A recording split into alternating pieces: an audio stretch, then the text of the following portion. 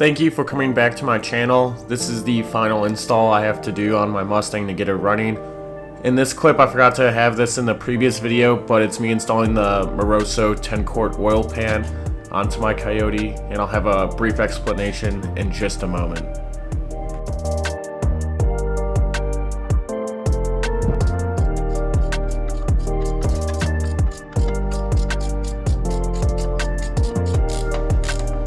There is a torquing sequence to this. You could find it on Google, or I could put an image somewhere. I'm not really good at editing yet, so I'll try to figure out how to put the image in this clip. But basically you have to go around a couple sequences, torque each bolt in sequence, and then first stage will be 18 inch-pounds, second stage is 89 inch-pounds, and third step is an additional 45 degrees to each bolt. Don't forget to put blue Loctite onto each bolt and to lubricate the gasket on the windage tray with Vaseline or some form of lubricant.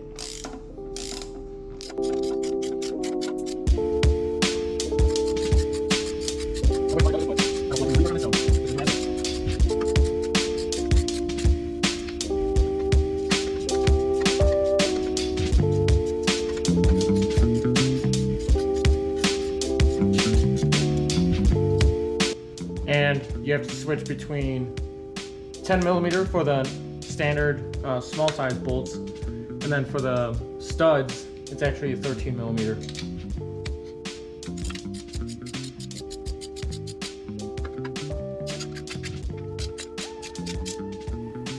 Now I'm installing my Mantic triple disc clutch. I don't have the actual footage of me installing the clutch, but this is the flywheel and me torquing it to spec. And you can see my buddy Gavin in the back, who does help me install the T56 later, along with my other friend Bobby. Big thank you and shout out to them for helping me get this transmission in the car, because I could not have done it by myself on the ground. As far as the clutch goes, it's a Mantic triple disc with cerametallic discs. It was spec'd out to me specifically from Jeff Gecko at Mantic. Thank you to Mantic for the help and assistance, along with the measurements needed for this clutch install.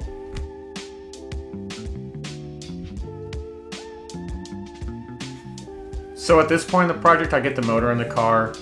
I get my MFP lower manifold on it. However, one thing I'd like to point out is when you do install your motor into the car, please make sure you put the headers on first. I didn't do that. I had to do it the hard way, and it was not fun, so please learn from my mistakes. Also, once I got the MFP manifold on, I started putting the fuel rails on, and then I started with my fuel system. I have a Fore triple hat system with 3 285 pumps, and I have a detailed video at the end. This is me heat shrinking the wiring for the fuel level sender so I can see how much fuel I have in the gas gauge. On the previous version of the car with the stock Gen 1 long block, I had a Fore level 2 system with 2 285 pumps. However, I added a triple pump for insurance and protection. So one of the things you have to keep in mind with a triple pump is that you need to have a Y block fitting to feed both fuel rails independently, because if you do it in series, it's gonna possibly cause cavitation and you won't have adequate fueling bank to bank. So that's why I did this. I put it right here, and that's it. I have a detailed video at the end about this. So you might be wondering, oh, why do I have a bunch of string in my engine bay? It's because you need to measure everything. Measure twice, cut once.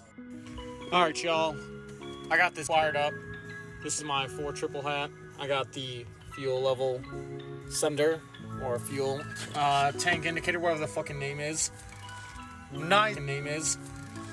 Nicely zip tied this around. Looks very professional. Yes, I still have to trim them. I have Patriots tape because I am a cheater and I'm not gonna race fairly with this motherfucker, and I'm always gonna win. Comes around here, bam, all the pumps are hooked up. 1, 2, 3. I got the key on with the FPDM, which is going to prime pump 1, and then I got my Hobbs switch, which is going to activate pumps 2 and 3 on remote 2.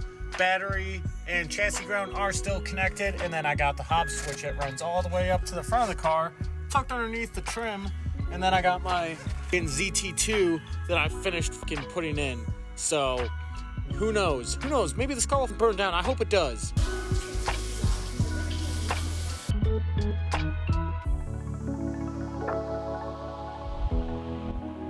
this point, I want to show you how I redid the vacuum accessories on the car. Previously, I had a whole bunch of T's coming out of my brake booster, and it looked really sloppy, so I got rid of that. I got this Fore Innovations vacuum block in the car, and it provides vacuum accessory for my boost gauge, my fuel pressure regulator, my Hobbs switch, and my Z map, or my map sensor for my ZT2 data logger. This cleaned up the engine bay a lot, and all I had to do was just feed it from a vacuum source, which I got on the blower manifold itself.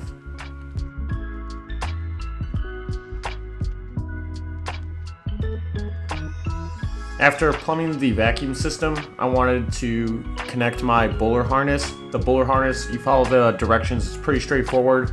This connector right here with the blue and white wires, that is for your reverse lights.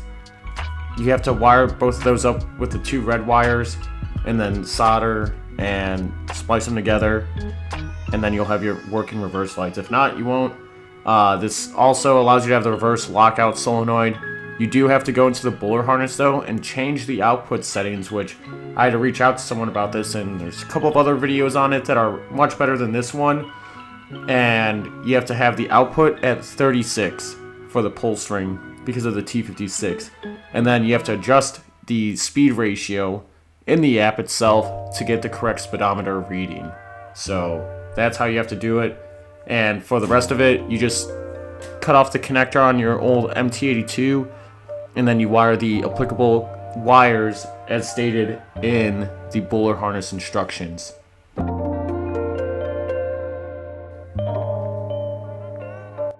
Well, I had a small oops with the blower manifold because there's a front way and back way on this, so the water was hitting this side, which is coming around, filling up the blower manifold, and then subsequently going to the cylinder head in the combustion chamber. So I haven't ran the car, obviously. I was just testing it. I saw water coming out of my fucking blower. I was like, what the fuck, you never did that. So now, yeah, it's all fixed, and it turns out I have to turn this around. So I had to disassemble it, which was all siliconed in, and now I'm going to put it back together tomorrow because I'm going to let it air dry. But yeah, I got braking oil on the way. I got more oil filters. I had to throw out all the braking oil I did put in the motor, and yeah, I'm still waiting on O2s.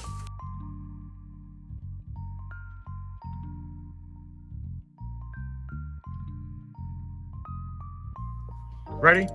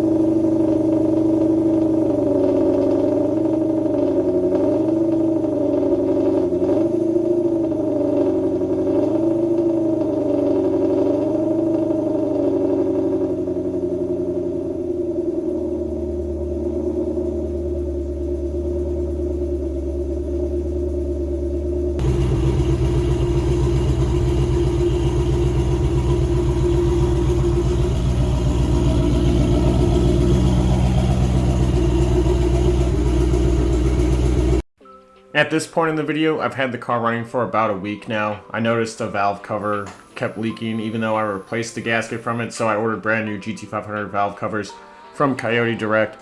Thank you, Coyote Direct, for getting these to me in a timely manner. The old Gen 1 plastic ones I had, I think they had a hairline fracture or a crack in them because there was oil just spilling on, or not spilling, but there was slight oil residue on the cylinder head and the headers. And even though I repacked it and put new gaskets in, it still kept leaking. So that's why I changed over to them. This is me playing tire roulette. I thought these F14s would work and I had to hog them out, but I'll explain it at the end on what happened to them.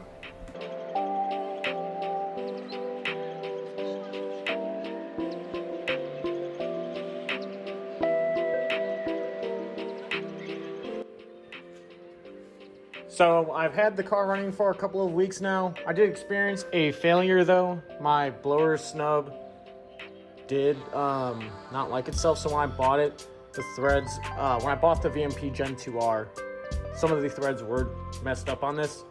So I was driving the car to work one day, just trying to do my break-in, and the pulley fell off of the car. It flung the belt out, flung the alternator belt, and when I pulled it apart,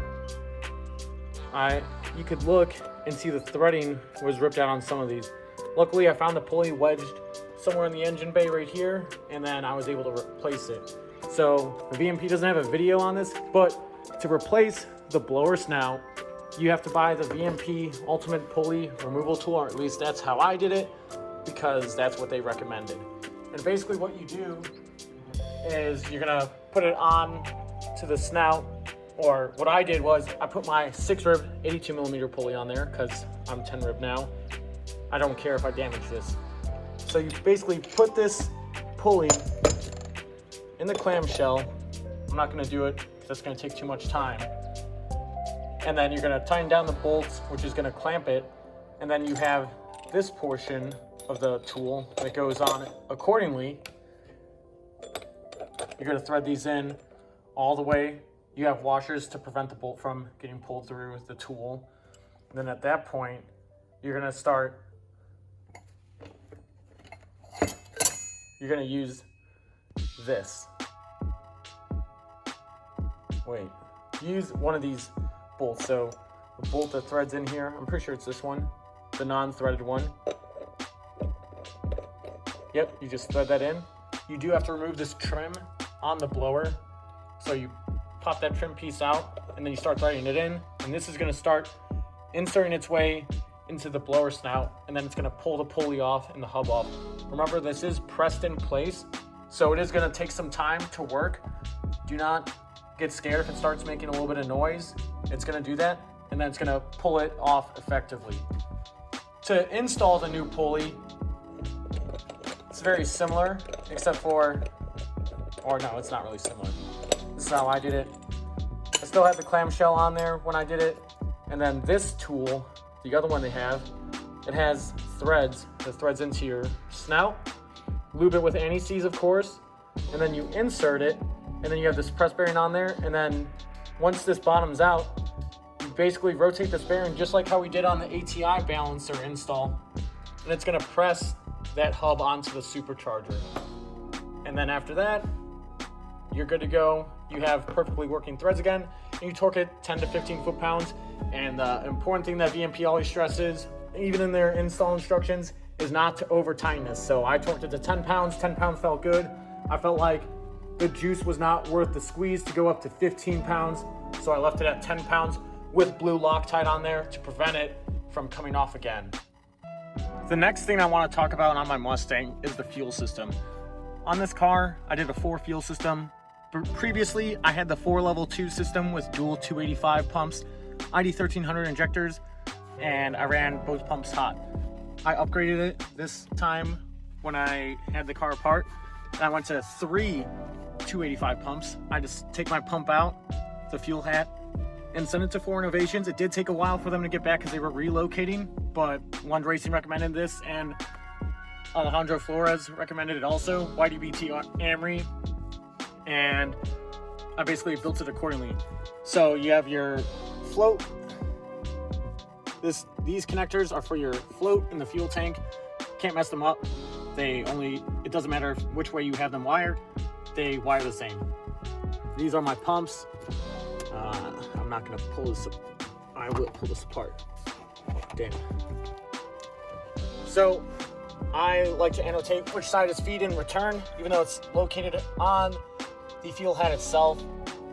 So I put a yellow dot on my feed. You can't see it because it's at the bottom, but I marked the fuel lines because you obviously don't want to have this go the wrong way and be upside down or reversed backwards and plumbed in correctly, because then you're going to have a failure or you're not going to get fuel pressure.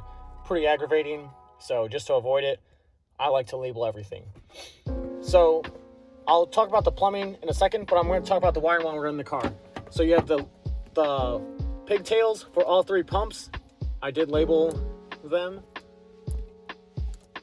and then I ran it accordingly with the zip ties, taped it down. If you're asking why, and then it comes right here to my FC3 controller. Previously on the dual setup, I had an FC2 controller, and I ran 2 pumps hot. Now with the FC3, they did change the provisions on these. So you have your battery power, you have your chassis ground, then you have remote 1 and remote 2. So this is for the Hobbs switch, which goes into remote 1 and 2, and then you have your 12 volt source, which is the brown wire I'd splice into the FPDM relay. And then I have pump 1, pump 2, pump 3, and it has the according fuses in it. From this point, you run your ground to wherever you're going to ground it out. I grounded mine in the trunk with my ice tank, and you can see it right back there. That's the ground. The source goes all the way up through the passenger compartment. I did tuck it underneath the trim. I'm going to put the back seats in as soon as I'm done with this video. And then in that kick panel on the passenger side is where I put the fuse, and then fed it up through a grommet into the engine compartment and onto the battery, along with my Hobbs switch. So now we're up here in the engine bay. That's where the power source goes to, onto the battery terminal. And then for my Hobbs switch, I actually got the Fore Innovations vacuum block. Now with my Fore Innovations vacuum block, I have all my boost accessories or vacuum accessories driven off of this, with the exception of the brake booster. So I have my fuel pressure regulator routed off of this, my ZT2 map sensor routed off of this, the Hobbs switch, my boost gauge, and the boost source from the MFP manifold. I still have the one vacuum line going from the brake booster to the back of the blower, and then the bypass valve goes to that port that's on the back of the blower that's in the VMP instructions. I can't remember exactly how or where, but I wanted to simplify this because I kind of had this Mickey Mouse before where it wasn't professional install. I had a whole bunch of T fittings and I was plugging stuff in everywhere and it didn't look good. So I wanted to clean up the engine bay, and that's what I did. UPR catch can. That's kind of getting off topic because we're talking about fuel system. One thing I want to talk about with the fuel system for sure is placement of your fuel pressure regulator. Do not be like this. I did it wrong. Your fuel pressure regulator, as per NHRA rules, has to be 6 inches off the firewall. I didn't do that because I didn't know at the time, and I got corrected on a Coyote forum or Coyote page. 100% my fault. Am I going to relocate that? No, because that is a pain, and then I have to recut lines even though I have more PTFE, but the juice isn't worth the squeeze in my opinion. I'll talk about plumbing the fuel system later. Right in here, when I get it out, right in here is where I have my fuse for the Fore Innovations fuel system, and I have my ZT2 data logger that piggybacks into my N gauge here. I will have more details on how to wire this. It's only a certain amount of wires you need. Not all of them are used. I didn't pay attention the first time I wired it, and thankfully I caught it before I was ready to hook the car up. But there is a right or wrong way. Each colored wire does mean something, and it's important to follow the directions and to not deviate. For the plumbing of the fuel system, I took the car off jack stands like an idiot. I'm not going to jack it back up right now, but I'll explain it to you through a terrible drawing that I came up on my own when me and my dad were originally assembling the car together. He helped me get the VMP Gen 2R when I first got it, when it was still stock Gen 1 long block MT82 car for level 2 system, and this is everything we did. But that doesn't really matter because we're not there no more. We don't live in the past, we live in the now. This is how I plumbed the fuel tank. So it starts with your tank, then it goes to your one-way check valve / filter, then it's going to go up to the fuel rail, and then it's going to go to the pressure regulator and return back to the tank. Very simple. My fuel system is a little bit different now because before it comes up to the fuel rail, it has the Y block, which I can show you on the motor, and it feeds each bank independently, and then both return to the regulator and goes back to the tank. Right here is where my Y block is. So it comes from the filter up to the Y block, then it goes to the fuel rail, feeds each one independently, and then I have 180-degree fittings because Fore Innovations did say when you run a triple pump, you risk cavitation if you have that square 180 fitting that Fore has. So I got a Red Horse 180 fitting, and then return both sides to the regulator from the fuel rail, and then it goes from the regulator back to the tank. And it's important to have your regulator after the rails so you can regulate the fuel pressure in the fuel rails, because that's where it matters. It doesn't matter after the regulator because you want that pressure in the fuel rail at your injector. So this will just send home whatever's bled off and unnecessary and recirculate it, but you want that pressure, constant pressure in the fuel rail. With setting up the fuel pressure regulator, Lund Racing, they give you directions.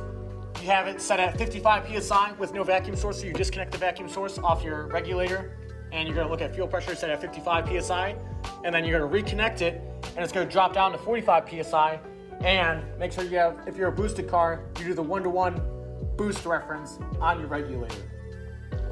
For the ice tank, this is a TIG Vision ice tank. It's 7-gallon capacity with a Rule 2000 internal pump. Pretty simple to wire up and plumb. I plumbed it with hosing, courtesy of Ace Hardware and other pipe fittings from there.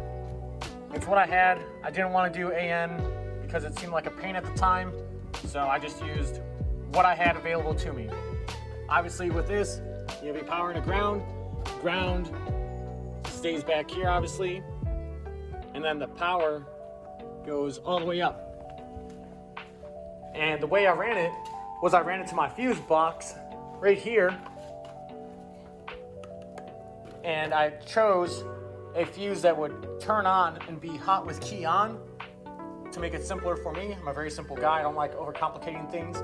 I have two 15-amp fuses in it that I got from a stereo shop, which was more than enough for the electrical load capacity of the Rule 2000 pump. Now, as far as routing your ice tank, this is how I have mine. It goes from the ice tank in the trunk, comes all the way up to my blower manifold on the MFP and VMP manifolds, or Roush manifolds, I guess, because VMP doesn't really make these. It's MFP, Roush, Department of Boost. You have the feed on the bottom, returns out the top, and then it goes to my heat exchanger, goes from the heat exchanger back to the tank, and that is my ice tank. I've also been driving the car for a couple weeks at this point. Besides the blower snout failure, I did have leaking valve covers. I replaced the gaskets on them. I'm not sure what it is, if they have like a hairline fracture in them, but they were still leaking oil. So I got brand new GT500 valve covers from Coyote Direct, and they came in with gaskets pre-installed, and I haven't had a problem since. So I think it's a great buy. I wish I had time where I could send it off to get powder coated Kona blue like the color of the car, but there's always a later time when I decide to tear this car apart again for whatever terrible reason I think of. I'm not sure if I talked about the rest of the blower setup. So VMP Gen 2R, MFP lower manifold, PMAS 120 cold air intake, ID 1300s, and 2.9 upper, 20% lower. At this point in time, I do want to turn the car up and pull it down a little bit more, but I'm still waiting on an MFP crank support to arrive. Ordered a long time ago, but it takes time. It's not bashing the company. You know, you just gotta wait for quality parts. And there's no sense in trying to rush this and turn it up and risk the safety of the engine due to crank deflection, because I was impatient. So I'm more than happy to wait it out as is. It's at a fun power level right now. I don't know what it makes, but it makes a lot of power and it feels good when I drive it down the road. It's handful. And the only other change I made to the car besides that needs to be noted is I went to my bias ply tire now. So these are Mickey Thompson ET Drags 3055S. Stiff walls are 2810.5. This is the tire to run if you're a stick shift car. You need that stiff wall to support your vehicle and it's not going to collapse due to weight. And then I have M&H bias ply front runners that are 26 by 4.5, 17. I did want to get 27.5, but I couldn't get any in a timely manner. I'm just gonna use what I already had in my garage, and I had these sitting, so there was no use in buying new front runners just to have when I have these sitting around the house. So I put those on, put my Sportsman's on the F14 front runners with the 5/8 axle studs. You do need to modify your F14s because they don't clear the bolts, or the 5/8 axle studs do not clear the wheel. So I had to clearance them with the 5/8 reamer, and then I went to 11/16 because of the spacer, and that's it. And now I'm working on trying to get these collars that are going to sit in the wheel, but they need to be drilled out because the internal diameter is 5/8, which is for the stud, but there's a small shoulder piece it kind of rests on, and to preserve both, I have this collar and it's going to sit in the bolt hole right here. I'm not going to insert it right now because it's a pain to take out, but that's the plan, and that's how you make your F14s fit on 5/8 axle studs. And these are street wheels for me for when I cruise around, because we all know riding around on bias ply slicks is not the move. Whether you're driving to work or just trying to enjoy the car, take the car out for a cruise, it's not worth it in my opinion to do it on bias plies because of the sway, which I'm not concerned about the sway, but this is like a track tire, track performance. If I wanted street tires, I'd have the radials on them. I also got the TIG Vision anti-roll bar on the car, which bolts into where the factory sway bar was. And I had that welded up by Dakota Madison. He's in Atmore, Alabama. He'll help me with the fab work on it. And that's it. For the mufflers, I did run into a problem because where the mufflers hang from the factory, you cannot reuse the hangers. So these are the stock hangers right there. Could not use them. Had to take it to an exhaust shop, local to me in Pensacola, Brent Barrel Exhaust.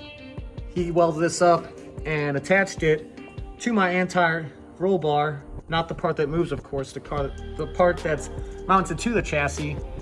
And now the exhaust is completely supported, because beforehand, one of the other problems I had was the exhaust was blowing off because the muffler was sagging. I only had the one hanger back here, so with all that extra stress, it was blowing off at the X pipe. So now I haven't vetted it yet, but I'm going to take the car out and see what it does. If I keep having this problem, I'm just going to put dumps on the car with bullet mufflers and just dump it before the axle. But hopefully I don't have to do that, because I like the way the car sounds with the 11 to 12 GT500 mufflers. The rest of the exhaust setup is American Racing headers, inch and 7/8, free flowing exhaust, and X pipe. This is not a street driven vehicle.